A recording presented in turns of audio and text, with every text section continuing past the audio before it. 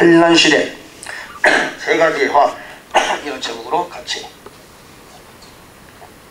은혜를 나누기 원합니다.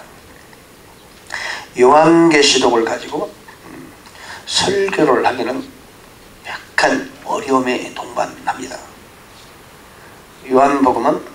요한계시록은 마지막에 일어나는 일이고 주로 트리블레이션, 환난, 또 워 나오는 워, 화, 재앙, 심판 이런 내용이기 때문에 주로 그것도 남아있는 사람들 또는 사단의 세력들, 짐승의 왕국들 이런 데에 임하는 하나님의 심판에 진행되는 내용이기 때문에 그래서 오늘날 우리의 교훈으로 삼고 서럽게 이야기가 짜기가 약간 어려움이 있어요.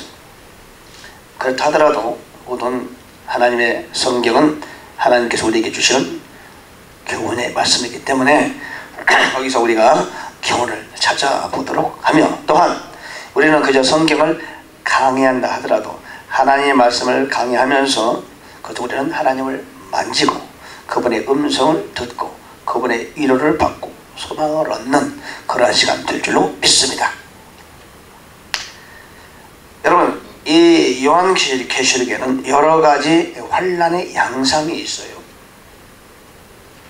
계시록 1장부터 쭉 읽어보면 하나님께서는 세상을 심판하는데 이 땅에 남아있는 족속들과 또 짐승의 왕국들, 적그리스도에 활동하는 그들에게 하나님은 환난을 내리시는데 환난의 양상이 이게 있습니다.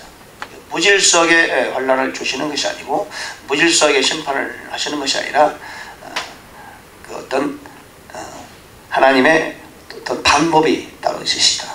우리는 그것을 이제 계시록의 환난의 그 양태, 환난의 방법 이런 것들을 살펴볼 필요가 있다. 그렇게 생각이 들어갑니다. 서론적으로 볼 때 어떤 환난이 계시록에 임하고 있는가?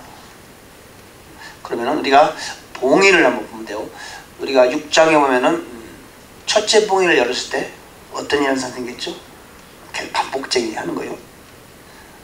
적그리스도가 백마를 타고 활과 칼을 가지고 정복하고 이기며 또 이기려고 하더라. 그런 말씀이 나오잖아요. 그 얘기는 곧 상징적인 표현인데요.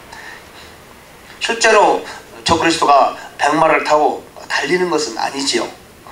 적그리스도가 지금 이 세상에 와서 출현해서 백마 타고 다니는 건 아니잖아, 그죠? 그건 하나의 상징이다. 적그리스도가 활을 가지고 칼을 들고 싸우는 건 아니죠. 하나의 상징이다. 지금 요한이 지금 이 시대에 환상을 봤다면은 남부처럼 어깨에 바주카포를 들고 이쪽에는 자동 소총을 메고 이러고 나왔을지도 몰라. 오른쪽에 수리탄을 들고 여기에 술탄을 걸고 그랬을지도 모르죠. 여기는 대검을 차고 머리에 띠를 두르고 이런 모습으로 나왔을지도 모르겠지만 당시 사제와는 지금으로부터 2000년 전에 이 환상을 보았었기 때문에 그에게 맞는, 그 시대에 맞는 모습으로 나타났겠죠. 적그리스도가 백마를 타고 무기를 들고 정복하고 정복하려 하더라. 그것이 무슨 뜻입니까? 이 세상이 사탄의 지배하에 놓이게 된다, 이런 뜻이겠죠. 일단 하나님의 백성, 하나님의 자녀, 그리스도의 신부인 교회가 하늘로 들림받게 되면은 더 이상 이곳은 성령이 계시지 않는 거죠. 그렇죠? 교회가 세상을 지켜주고 있는 거지요. 그러나 교회가 떠나버리면은 이 세상은 지옥으로 변하는 거예요. 누가 지배하는 거죠? 물론 지금도 역시 사탄이 세상을 지배하고 있지만, 그러나 그것도 제한적으로 지배하는 것이죠. 제한적으로. 우리가 사단에게 꼼짝 못하는 게 아니잖아요. 여전히 전투를 벌이고 있죠. 천하만국의 영광을 그가 사람에게 줄 수 있지만 그래도 제한적이다. 그러나 교회가 이 세상에 들림받고 난 이후에는 비로소 사단의 시대가 본격적으로 시작되는 거죠. 사단이 지배하에 들어간다. 이 세상의 실제적인 적그리스도의 지배하에 들어간다. 사단은 악의 화신입니다. 악의 화신은 가는 곳마다 악을 뿌리고 다니죠. 선한 사람이 가면은 선한 일이 생기고 악한 사람이 가는 곳은 악한 일이 발생하는 거잖아요. 사단이 세상을 지배하는 세상이 오게 된다는 말이죠. 교회는 하늘로 들림받아버리고 사단의 역사를 더 이상 방해할 자가 아무도 없다. 세상은 악한 자, 완전하게 실제적으로 적그리스도가 지배하게 됩니다. 그러면은 그 사탄이 지배하고 있는 그 세상이 어떤 모습으로 변할 것인가 충분히 상상이 가잖아요. 제가 동생이 초등학교 4학년 때 이렇게 중간치기를 잘했어요. 중간치기. 학교 다녀올게요. 그러고는 가다 학교 안 딴 데서 새는 거예요. 놀다가 학교 끝날 때 맞춰서 온다는 거예요. 중간치기라 그래서 우리 때는 중간치기가 많았어요. 얘 바로 밑에 동생이 중간치기를 잘하는 거야. 너 도대체 왜 학교를 이렇게 안 가는 거야? 알아보니까 담임선생이 지금 초등학교라지만 예전에 초등학교는 담임선생 혼자 다 가르치잖아요. 담임선생이 어떤 담임에 따라서 그 학급 분위기가 좋아지기도 하고 나빠지기도 하는데 내 동생의 담임이 누구였냐면 이름도 안 잊어버려요. 이름 말을 잊어버렸네. 돌아가시겠지. 임진영 선생님이 남자인데요. 약간 멘탈에 문제가 있는 사람. 4, 5학년짜리 어린아이, 3, 4학년짜리 어린아이들을 수업이 4시간, 5시간 딱 끝나면은 책상 걸상이 있어요. 책상 걸상. 책상 걸상을 뒤로 다 밀어요. 책상 걸상을 뒤로 다 밀어. 그러면 교실이 이 마룻바닥에 반이 남아요. 그때부터 아이들을 두드려 패기 시작하는 거예요. 매일. 아이들이 때리기 시작하는 거예요. 50명, 60명인데 얼마큼 때리느냐? 조금 잘못하면 많이 때리면 100대, 150대.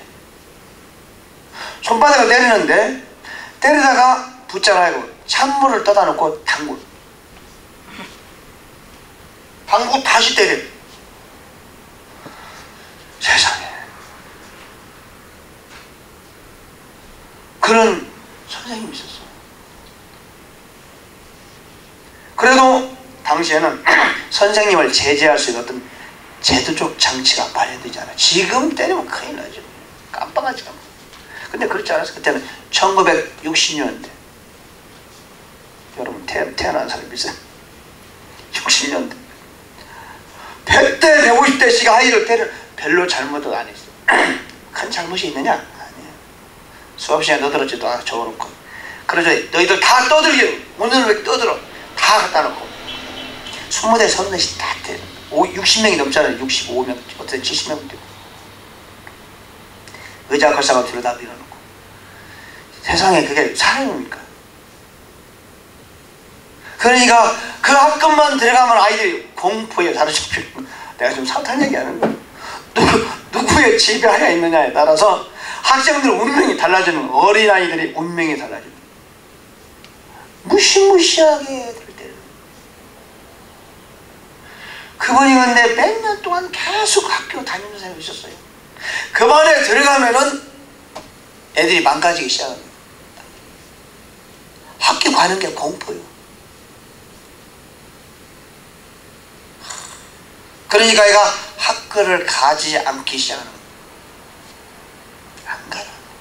안 가는 거예요.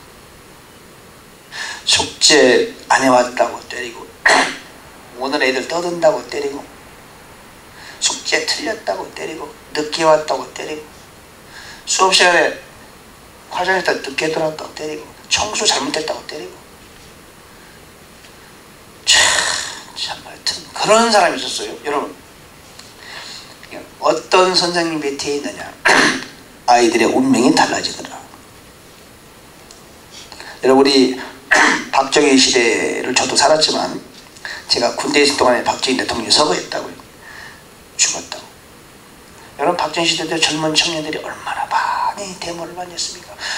꽃같은 젊은이들이 그 옆번에 미래의 꿈을 갖고 열심히 공부해야 될 청년들이 거리로 나가서 데모하고 또 죽기도 하고 억울하게 얼마나 많은 사람이 죽어가고.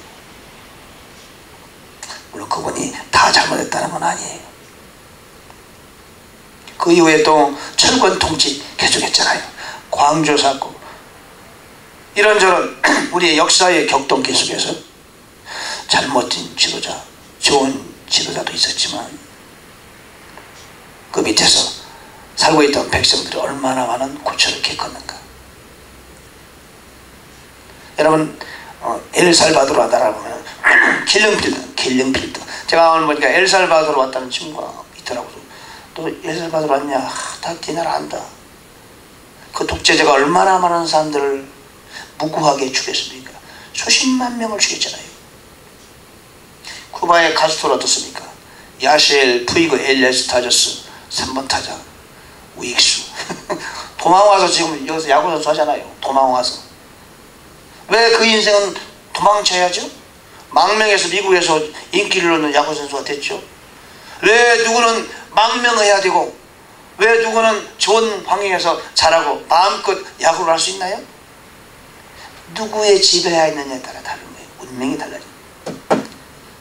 때가 되어서 교회가 하늘로 들림받아 버리고 이 땅에는 이제 사탄의 지배에 본격적으로 들어가게 된다. 그러면 그 자체가 환란이다. 그래서 무슨 일이 있더라도 여러분 당분은 안 돼요.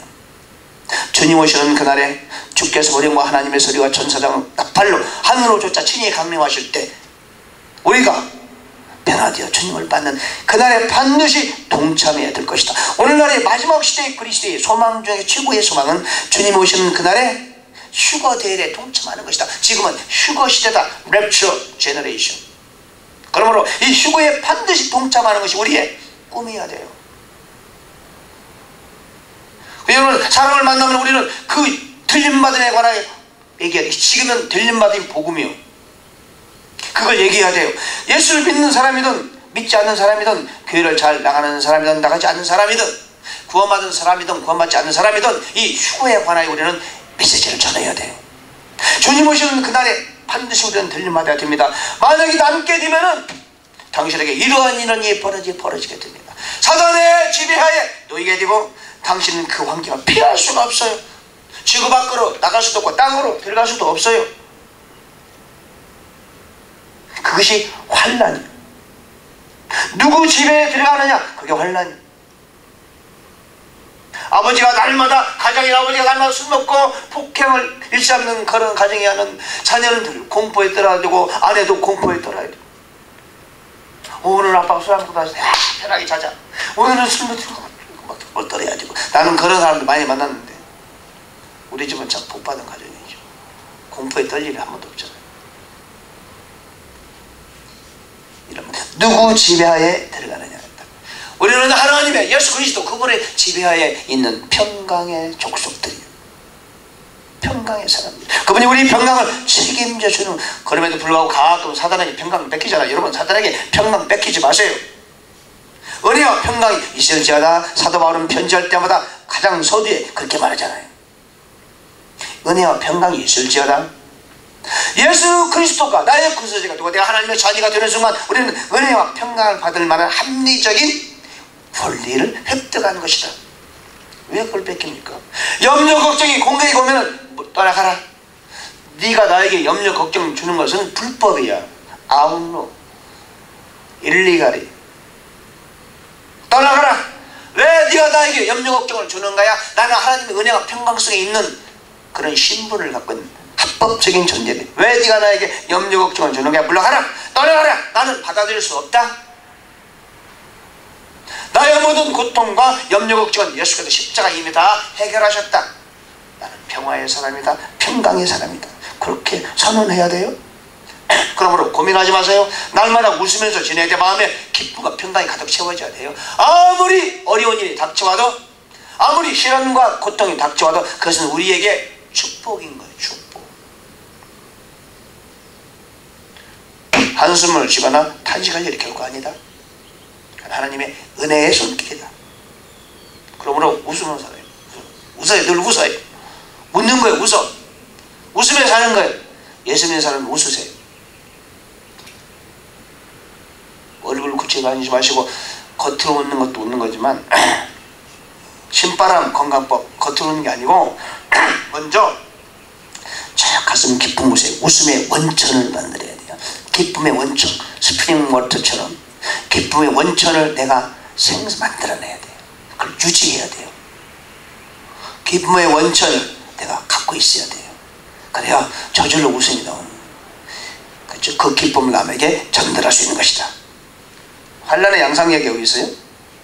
사단이 오면은 환란 시대가 되면 두 번째는 뭐예요? 싸움과 전쟁이요, 화평이 사라지는 거예요.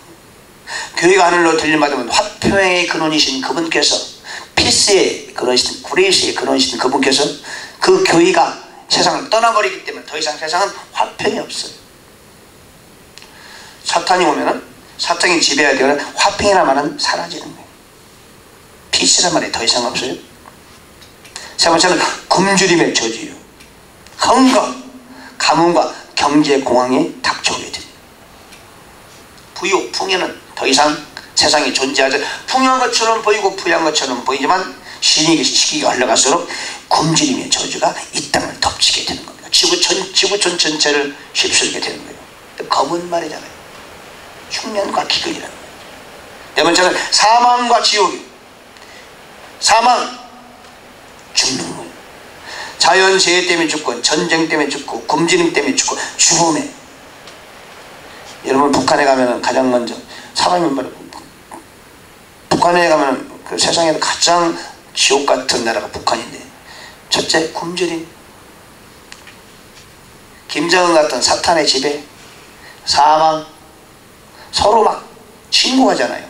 서로 감시하고 평강이 없어요. 그래서 하나님께서는 북한이라는 나라를 끝까지 남겨놓으실지도 몰라요. 사탄이 지배하면 이렇게 된다, 그거 알려주시는 거지.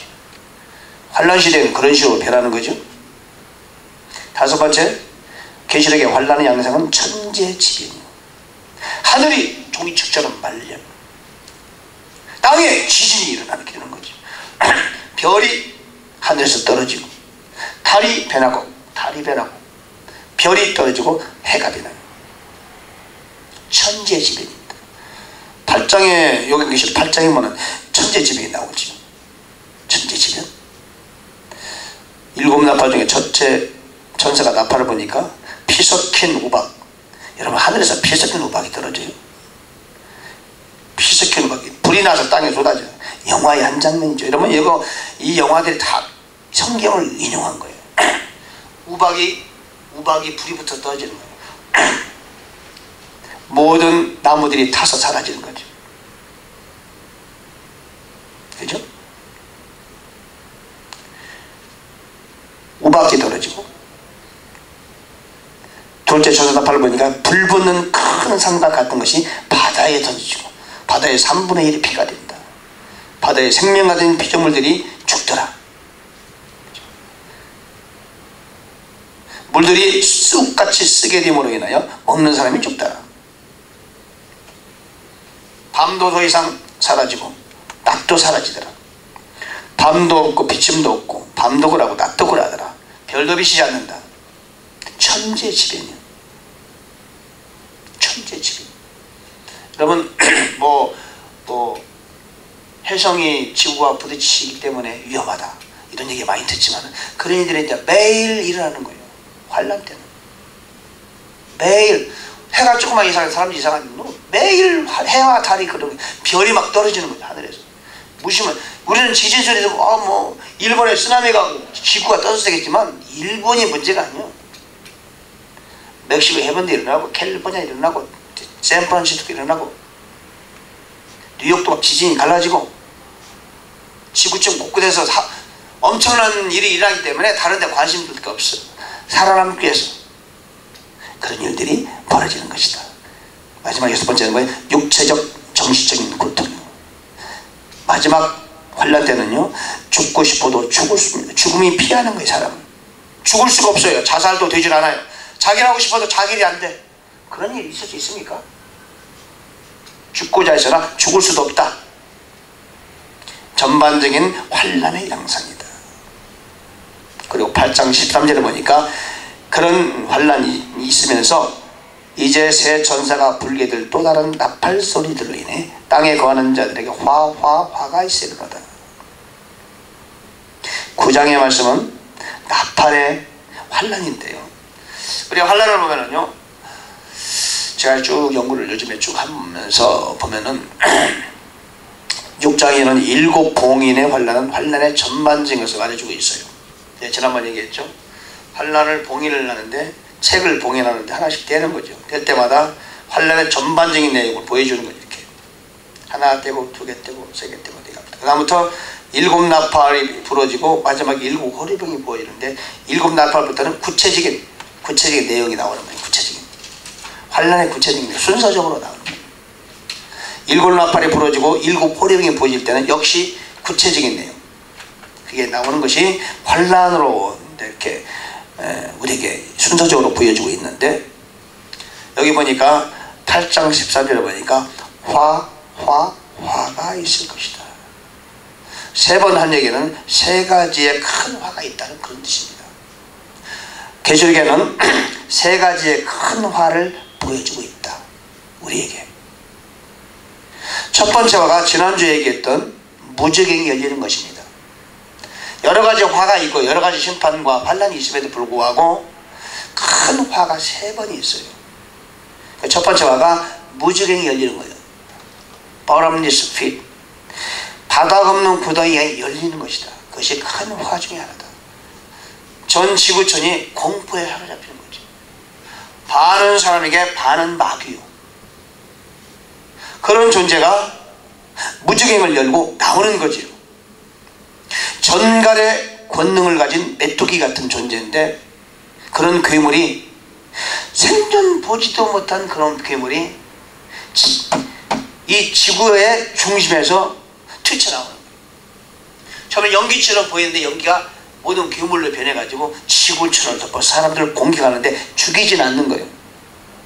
5개월 동안 괴롭게 한다는 거죠. 그 괴로움이 얼마나 괴로운 거냐면은 전갈이 사람을 쏘는 것 같더라. 지구상에서 가장 사람이 큰 고통은 전갈에 쏘이는 겁니다.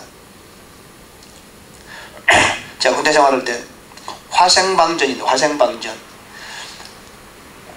화학, 생물학, 방사능전에 대비해서 어떤 이게 밀폐된 공간에 들어가요. 방독면을 쓰고 들어가고 거기에 막 뿌립니다. 뭔지는 모르지만 하여튼 눈이 따가우나 그거를 못 견딜 수 있는 그 뿌려요. 뿌리고는 방독면을 벗으라고 그래요. 조교는 방독면을 쓰고 있고 거기서 막 쿵가거리면서 버티는 거예요. 얼마나 괴로운지 알 수 없어요. 그렇게 괴로워요. 그리고는 거기를 벗어나면 콧물, 눈물 막 신나고 한동안 그런 고통을 겪습니다. 여러분, 환란 시대에는 핵전쟁이 벌어지게 돼요. 핵전쟁에 그들은 핵을 쓰는 거예요. 보면은 이제 2번째 화를 나오는데, 2번째 화는 이거 나오죠. 보니까 유프라테스 강에 내 천사를 도와줬다. 2억의 군대가 출동한다. 그 현대전쟁인데 그들이 지구촌의 3분의 1을 죽인다라고 얘기합니다. 9장 17절에 보니까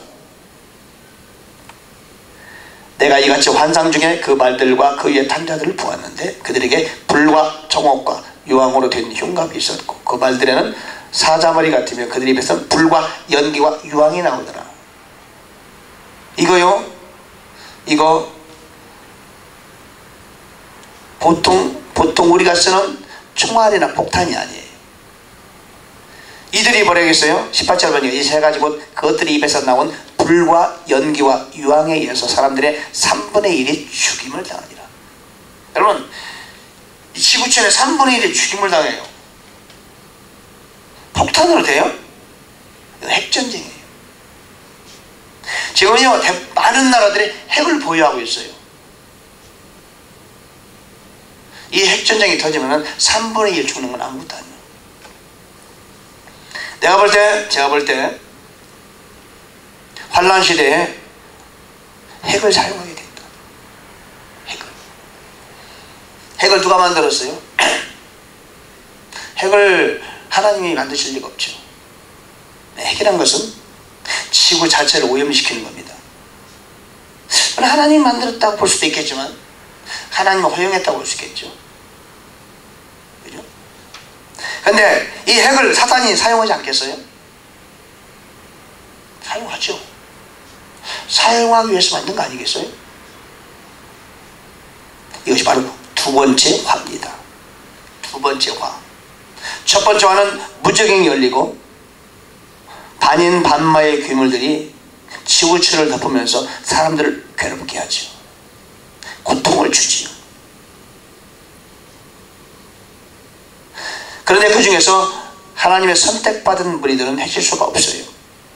이 괴물들이 하나님의 인맞은 자들은 손을 댈 수가 없다.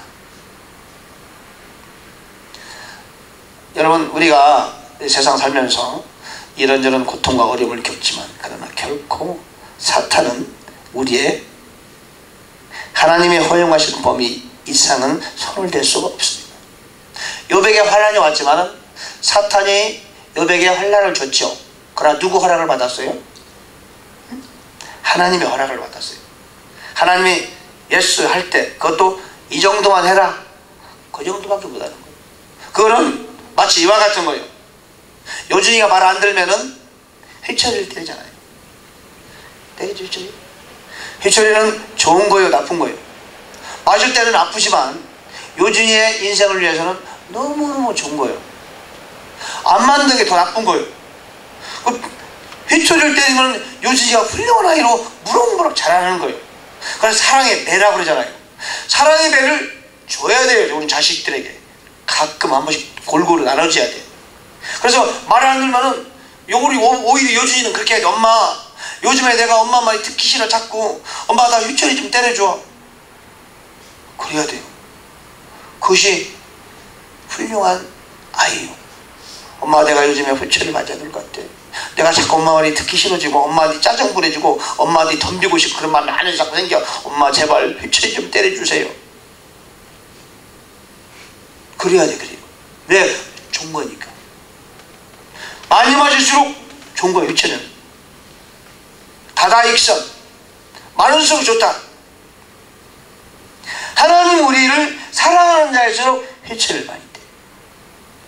여러분 학교에서도 그러잖아요. 학교에서 문제에는 선생님이 말도 안 해요. 늦게 오든 공부를 하든 숙제를 하든 말든 상관 안 해요. 너는 희망이 없어. 너는 안 돼. 어차피 너는 그냥 조용히만 있어. 나 신경 쓰게 하지 마. 우리 학교 때는 그랬어요. 제발 신경 쓰게.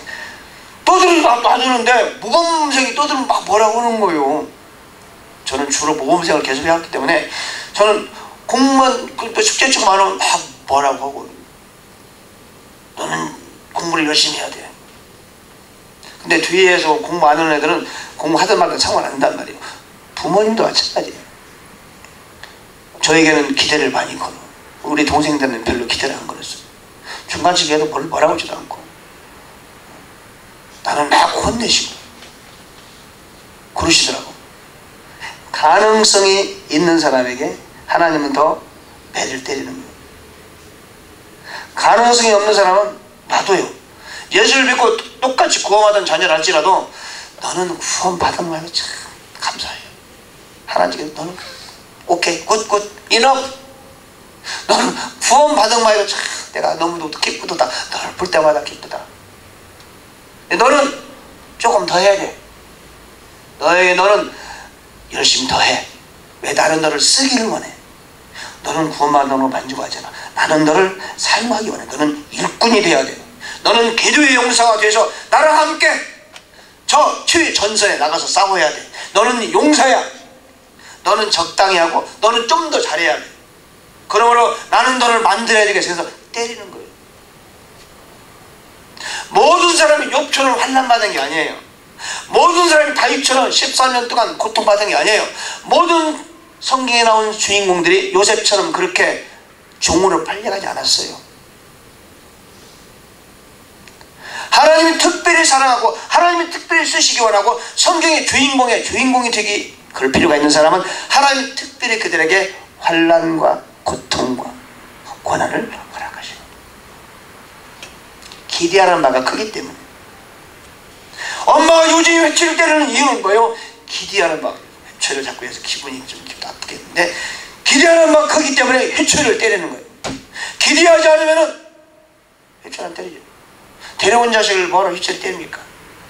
지나가는 아들, 우리 옆집 아들 내가 왜 회초리를 때려요? 내 아들이니까 내 아들에게 기대하는 바가 있기 때문에 회초리를 치는 거예요.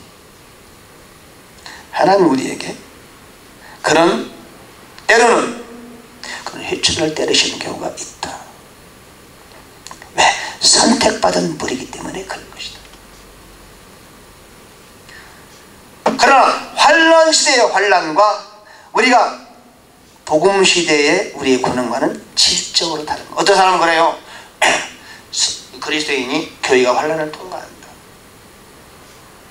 사람들은요, 그 사람들은 왜 성도는 때로는 환난을 겪어야 된다. 욥도 환난을 겪었지 않느냐 이렇게 말합니다. 그러나 7년 환난의 그 환난과 성도가 신앙생활을 영위하면서 받는 환난은 본질적으로 다르다. 또 목적이 다르다. 원인도 다르다. 컨텐츠도 다르다. 그런 심판입니다. 그 환난 중에서도 선택받은 무리가 있습니다. 하나님께서는 항상 사람을 선택하세요. 선택받은 무리 중에서 또 선택하세요. 그 선택받은 무리 중에서 또 선택하는 하나님은 계속해서 우리를 선택해 가시는 분이시죠.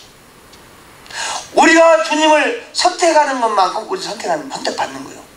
우리가 우리의 마음을 세상에 조금도 세상에 여유를 두지 않고 전적으로 하나님을 계속 선택할수록 하나님은 우리를 그만큼 또한 우리를 선택해 주시는 거예요. 사도 바울은 그래서 그는 100% 완전하게 주님을 선택하기 원했어요. 그 삶 전체를 통하여 fully 완전하게 100% 그렇게 그리스도를 선택하게 가기를 원했어요. 그런 생명을 다 던져 주님을 선택해 가기를 원했어요. 그러자 주님께서도 그렇게 사도 바울을 많은 사람들 중에서 뽑으시고 뽑은 사람 그 중에서 더 뽑으시고 뽑히고 뽑힌 사람 중에서도 최고로 뽑아서 하나님 그를 그렇게 귀하게 쓰신 거예요. 여러분 구원받았다고 다 같은 게 아니에요. 하나님의 종이라고 다 같은 정도 아니에요. 그렇죠?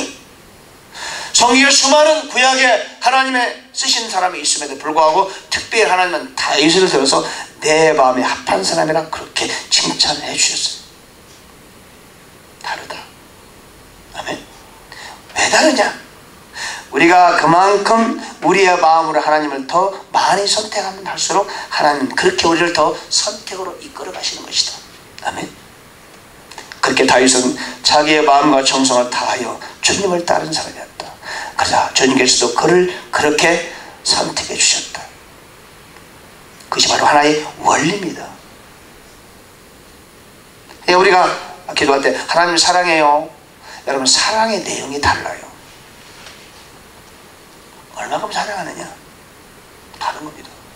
우리 삶 속에서 전적으로 나의 생명을 전체를 다 드릴 만큼 주님을 사랑하는 것이냐, 아니면 50%는 세상을 좀 좋아하고 50%만 주님을 사랑하는 것이냐? 사람마다 다른 거예요. 그렇잖아요? 우리는 내가 가진 믿음만큼 주님을 사랑할 수밖에 없는 건데 그런 믿음을 계속해서 확장시켜 나가야 될 것이다. 우리의 사명이지요. 그래서 하늘에 가면은 상급이 서로 다른 겁니다. 바울의 상급이 다르고 베드로의 상급이 다르고 야고보의 상급이 다르고 마태의 상급이 다른 거예요. 목사님의 상급도 다르고 목사들 중에서도 또 다르고 그렇죠? 다른 거예요. 우리는 최상의 선택을 계속 해나갈 수 있는 그런 믿음으로 살기를 원하며 그래서 우리는 애쓰고 힘써 절박하게 기도할 필요가 있다. 말씀에 심취할 필요가 있다.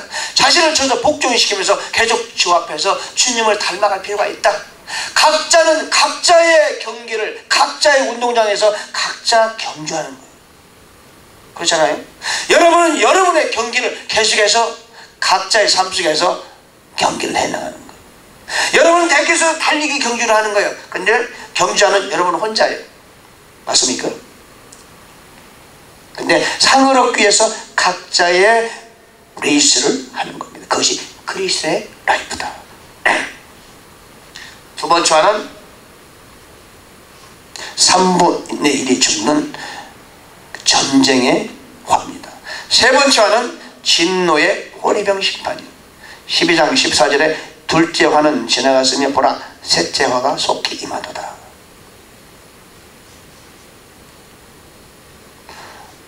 유브라데스 강의 대천사를 도와주는 그 화는 한 가지 화는 지나갔으니 보라 이후에 두 가지 화가 더 임하도다 그랬어요.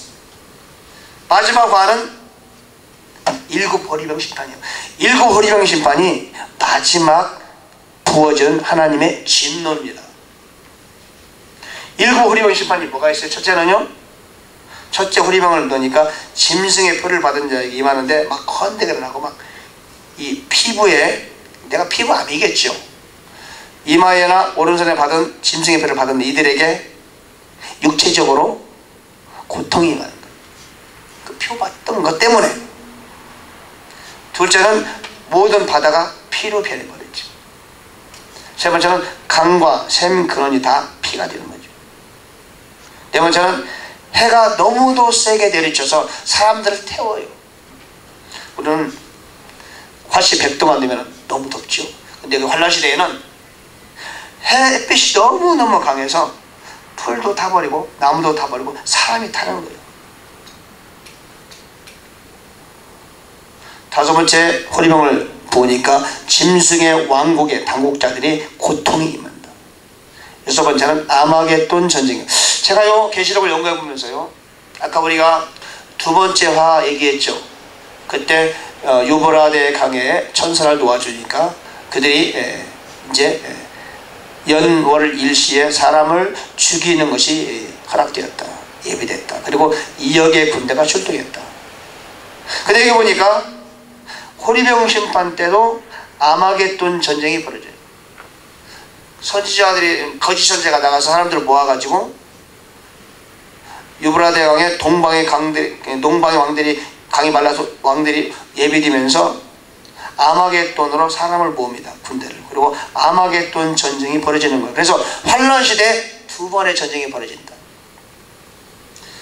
첫 번째는 인구의 3분의 1이 죽는 엄청난 전쟁이 벌어지고, 마지막에 아마겟돈 전쟁이 벌어진다. 아마겟돈 어디에 있는 거 아십니까? 이스라엘. 무기토 평원이거든요. 무기토 평원. 갈멜산 밑에 쪽에.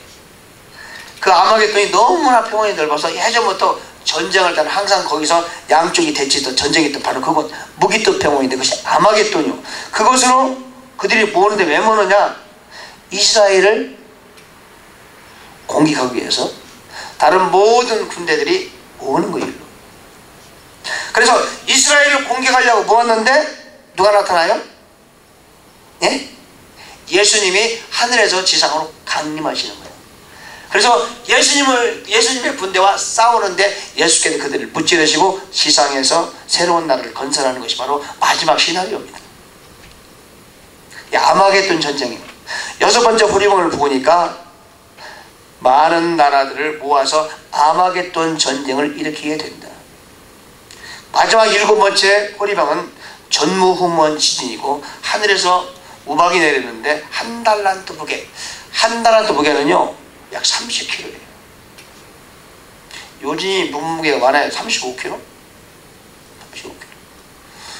요즘이 몸무게가 많은 그런 우박들이 하늘에 내려. 무시무시한 거죠. 모든 건물이 다 파괴되고 사람 맞으면 죽는 거죠. 마지막 호리병 심판, 바로 일곱 호리병 심판이 바로 세 번째 화입니다. 신령한란에는 전쟁이 제가 보기에 두 번 벌어집니다. 그럼에도 불구하고 그 중에 선택받은 무리들이 있는데 바로 그들은 14만 4천 이스라엘 선택받은 무리들이지요. 이스라엘 백성들은 하나님께 보호하심 아래 있고 선택받은 무리들은 하나님의 입맞은 자들은 화를 입지 않는다. 오늘날도 마찬가지다. 사단이 세상에 일단 지배하고 있지만 하나님의 택함받은 구원받은 무리들은 결코 사단의 화를 입지 않습니다. 그렇죠? 욥을 하나님 환난을 허용하신 것은 그에게 복을 주기 위함이다. 때때로 우리에게 고난과 환난이 임할 수 있으나 그것은 하나님께서 우리에게 복을 주기 위해서 때로는 사단을 사용하는 것이다. 여러분, 때로는 우리가요 복음이란 무엇이냐? 복음이란 도대체 무엇이냐? 복음이라는 것은 주님이 하는 것이 복음이에요. 주님이 다 한다. 복음이에요. 복음이라는 것은 감사하는 게 복음이에요. 복음이라는 것은 내가 처한 이 어려운 환난, 이 어려운 고난 상황 속에서 주님을 찬양하는 것이 그것이 복음이에요. 그런 메시지가 복음이에요. 복음은 사랑과 희락과 화평이에요. 자비와 양성과 오래 참음이요. 그리고 충성과 원유와 절제예요. 어려움이 닥쳐도 사랑하고 화평해야 됩니까? 그래야 돼요. 어려움이 닥쳐 고난 중에서도 기뻐해야 됩니까? 그래야 돼요. 그게 복음이에요. 왜? 나에게 닥쳐는 이 어려움, 때로는 내가 넘어지고 때로는 내가 쓰러지고 때로는 내가 마음에 안 드는 나의 모습이 계속 진행된다 할지라도 하나님께 감사해야 되는 이것이 복음이에요. 여러분, 이걸 알아야 돼요. 율법은 뭐냐? 율법은 너는 그러면 안 돼, 너는 저러면 안 돼. 율법이에요. 잣대로 판단의 잣대로 자꾸 재는 게 율법이에요. 복음은 주여 나를 붙잡아 주세요. 율법은 나는 잘났어요. 율법. 왜 율법이 잘났다 했냐면 이렇게 해야 돼, 저렇게 해야 돼, 이렇게 해야 돼, 이렇게 하고 오면 누가 한 거예요? 내가 한 것이기 때문에 남을 판단하게 되고 그러면 교만하게 되는 거예요. 내가 한다고 생각하는 거예요. 내가 했기 때문에 인정받으려고 하고 교만하고 내 마음에 안 드는 일이 발생하면 화가 나고 기분이 상하고 그런 거예요. 율법이에요. 율법적인 사람은 기분이 잘 상해요. 기분이 잘 나빠요. 여러분 중에서 기분 나쁜 일이 왜 이렇게 많은지 몰라? 여러분 어떤 사람? 율법적인 사람입니다. 여러분 삶 속에서 평강이 몇 개 없어? 여러분 율법적인 사람이에요. 틀리면 거기 있어요. 물론 100% 율법적인 사람일 수는 없겠지만 6대4, 3대7, 5대5 이럴 수는 있겠지만 마음의 평강이 별로 없어. 율법적인 사람. 뭔가 자기의 잣대로 뭔가를 재고 있는 거예요. 그러니까 이게 뭐예요? 이게 양이 안 차니까 기쁨이 없어요. 기쁨이. 뭔가로 나를 재, 또 사람을 재. 이 잣대가 율법이요. 이 잣대의 기준이 안 되니까 기쁨이 없어. 뭔가 불만이 있어. 율법이요. 기분 나쁜 일이 많아. 마음에 안 들어. 율법이요. 지금 나에게 주어진 상황이 너무 마음에 안 들어. 율법이요. 복음은 감사해요. 죽으면서도 주여 감사합니다. 할렐루야. 그러고 죽어야 돼 우리는. 먹을 게 없어요. 배고파. 감사합니다. 그게 복음이에요. 왜? 지금은 주어진 이 상황 주님이 나한테 허용하신 상황이에요. 그럼에도 불구하고 열심히 기도하고 열심히 말씀을 함께 해야 돼요. 그럼에도 마음 중심은 주님을 향해 있을 때 그럼에도 불구하고 나한테 어려움이 나는 여전히 부족하다. 그래도 감사해야 돼요. 복음은 감사해요. 복음은 평강이에요. 복음은 소망이에요. 복음은 믿음과 소망과 사랑이에요. 율법은 그런 게 없어요. 나에게 어떤 불합리한 일, 어떤 억울한 일을 당해도 마음에 섭섭한 일을 당해도 섭섭하지 않고 억울하지 않고 기분 나쁜 일이 있어도 기분 나쁘지 않아. 그것이 복음주의예요. 그런 사람이 신앙이 좋은 사람이에요. 그런 사람이 믿음의 사람이에요. 그런 사람을 하나님이 쓰세요. 원수가 나를 해치려고 할지라도 밉지가 않은 거예요. 사람이 밉지가 않아요. 그게 복음이에요. 다시 말해서 율법은 내가 살아있는 거예요. 내가. 복음은 내가 죽은 거예요. 죽은 자는 말이 없다. 죽은 자는 느낌도 없다. 죽은 자는 아무런 반응이 없다. 살아있는 자는 반응이 빠르다. 반응이 감정의 동요가 심하다. 율법과 복음의 차이점. 그러므로 내 신앙이 율법의 토대에 섰는가 복음의 토대에 섰는가를 여러분 살펴봐야 돼요. 빨리 자리를 복음의 토대에 서세요. 복음의 토대에 선다 할지라도 우리는 인간이기 때문에 때로는 자꾸 율법으로 왔다 갔다 해요. 때로는 율법적이 되고 다시 복음으로 돌아가야 돼요. 때로는 율법적이 될 수 있죠. 인간 자체가 율법적이에요. 세상 자체가 율법적이에요. 사탄이 율법적이에요. 구약이 율법적이에요. 율법적이 되면 다른 짓은 여러분은 영원토록 실패할 수밖에 없어요. 복음은 항상 승리해요. 복음적인 사람은 오늘 당장 하늘나라 가도 아무렇지 않아요. 뭔가를 이루려고 하지 마세요. 그 율법이에요. 율법이냐 복음이냐, 우리 인생살에서 영원한 우리의 과제 또한 숙제, 우리가 넘어야 할 산이에요. 우리가 극복해야 될 문제점.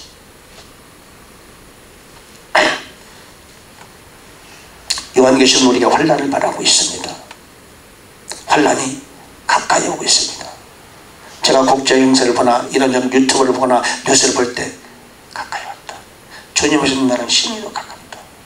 갑자기 오실 수도 있다. 우리는 준비해야 된다. 부족하면 부족한 대로 들려받으면 돼요. 그렇죠? 약하면 약한 대로 들려받으면 돼요. 여전히 기도를 쉬지 않고 여전히 기도하며 절박하게 기도하며 주님 중심으로 살아가는, 세상에 마음 뺏기지 말고 생각을 뺏기지 말고 시간 뺏기지 말고 이렇게 주님으로 집중하여 살아가는 우리가 되어야 될 줄로 믿습니다. 다 같이 기도하겠습니다. 하나님 우리 아버지, 오늘 환난시대 세 가지 과에 관하여 우리가 말씀을 상고했습니다. 요한계시록을 공부하면서 다시금 주님의 은혜의 손길에 얼마나 감사한지 느끼게 하심을 감사합니다. 또한 더불어서 하나님의 환난과 심판 임하기 전에 우리가 들려맞는 대례에 동참하게 된 것을 너무너무 감사합니다. 주님 오시는 그날까지 서로 우리 시대에 주님이 오시지 않는다 할지라도 주님 하나님의 기뻐하심을 입고 하나님 맡긴 사명을 감당하며 주님을 바라보는 만나는 그날을 사모하며 그렇게 걸어가는 우리 인생길 되게 해 주옵소서. 믿음이 있을지어다. 모든 율법적인 건 떠나갈지어다. 복음이 임할지어다. 평강과 기쁨과 사랑이 충만하게 될지어다. 감사 믿습니다. 할렐루야. 예수님 이름으로 간절히 기도합니다. 아멘.